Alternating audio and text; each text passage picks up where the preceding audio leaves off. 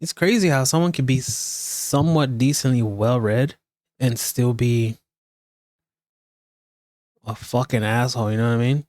Doing, and people just buy into it. They go, "Yeah, we're together. We're Germans. We're a brotherhood. We've got our Volksgemeinschaft." And so he cleverly ties into that and taps into that. But they're an irrelevance by the late 1920s. By 1928, he's not going to get a deal for Mein Kampf Part 2.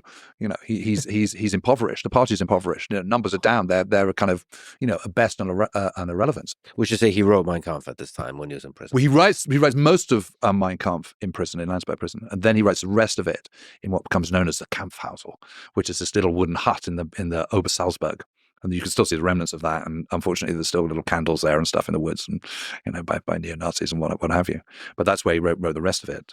It was Jean-Jacques Rousseau who says man has his greatest thoughts when surrounded by nature. That was something that kind of Hitler took very much to heart. Mm-hmm. There was a mentor of his called Dietrich Eckart.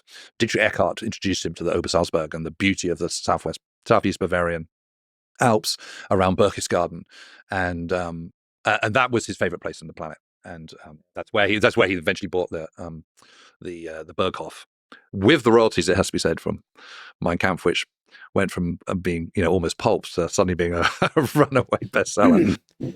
It's crazy how someone can be somewhat decently well read and still be a fucking asshole. You know what I mean? I guess that's where you call somebody an evil genius. Unfortunately. Can you actually comment on that? It's a shitty manifesto as far as manifesto.